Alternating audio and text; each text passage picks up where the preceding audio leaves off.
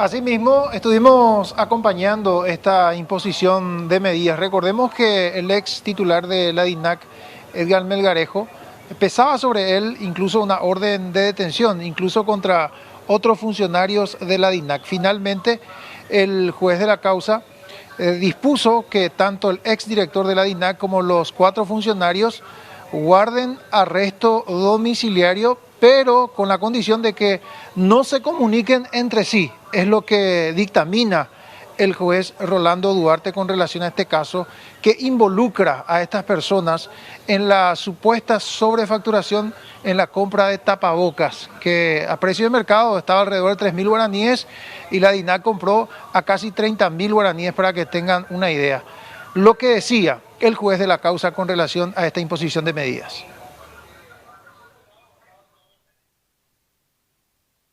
Ha depositado un cheque por la suma de 120 millones a los efectos de una fianza real que asegura, ¿verdad?, su comparecencia al proceso. En ese sentido, el juzgado ha dispuesto el arresto domiciliario de todas estas personas que se presentaron el día de la fecha. El juzgado también ha dispuesto que estas personas no se comuniquen entre sí por ningún medio de comunicación, tampoco por internet. Y se tuvo en cuenta la situación de pandemia, también la recomendación de la Corte Suprema, dado que las penitenciarías en este mismo momento se encuentran cerradas, las comisarías se encuentran colapsadas. También este juzgado es coherente, ¿verdad?, con otros hechos punibles similares, dado que se trata de un hecho punible contra el patrimonio de las personas. No cuento en ningún proceso, ¿verdad?, con prisión preventiva. En este mismo momento creo también que otros juzgados adoptan la misma posición y por tanto, siendo coherente con la posición que asumen otros casos similares, he decretado, ¿verdad?, que es la medida más gravosa dentro de lo que dispone las medidas alternativas a la prisión, que es el arresto domiciliario.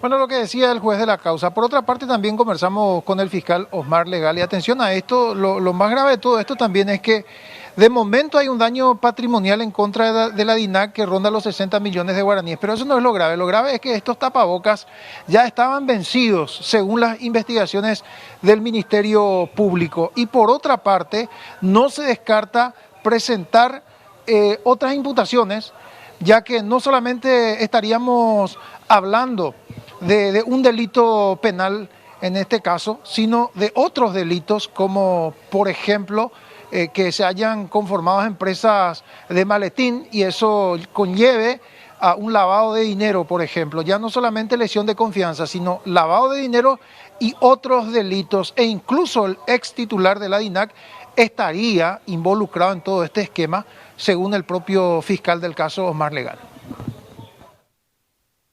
En equipo vamos a reunirnos sobre eso, tenemos el plazo de 5 días como para apelar o no y vamos a analizar cuál es el fundamento de la resolución.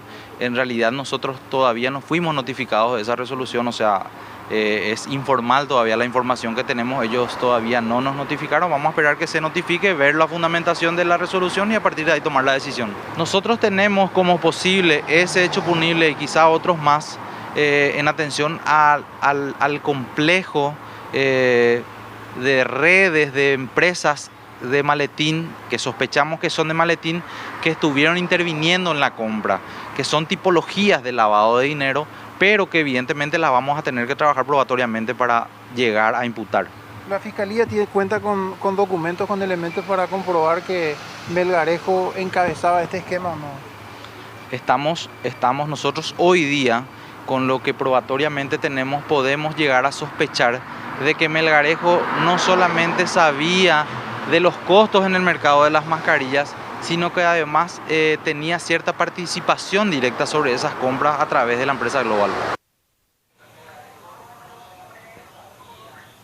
Bueno, lo que decía el fiscal Osmar Legal. Y un hecho que llamó la atención, un hecho no menor.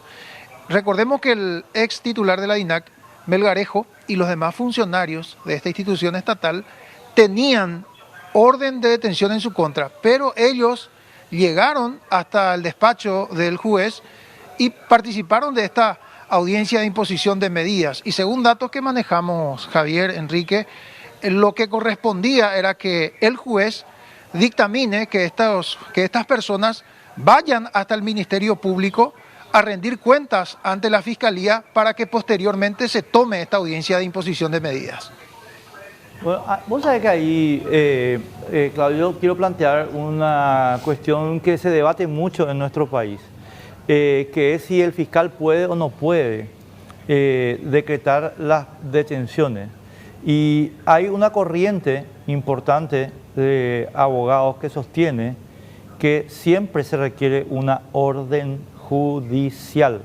Acuérdense que el fiscal no tiene potestad, él no es un juez, es una parte del tema. En consecuencia, sinceramente creo que hay una controversia sobre ese tema, si digamos, el pedido de un fiscal inmediatamente implica la posibilidad de que se le prive de libertad a una persona. Pero bueno, es una controversia que estoy señalando simplemente porque vos estás mencionando ese tema, ¿verdad? Simplemente para poner en perspectiva que la cosa está siendo discutida en nuestro país. Claudio, muchísimas gracias por estos datos, gracias por todo el tiempo y todo. Eso, sí, te escucho. Sí. No, simplemente para complementar. A partir de ahora, decíamos que es medio atípico porque habitualmente una persona va hasta el Ministerio Público y del Ministerio Público al Poder Judicial para la imposición de medida. En este caso, ya el juez dictaminó arresto domiciliario y ahora hay que ver en qué momento van a prestar declaración indagatoria ante el Ministerio Público estas personas.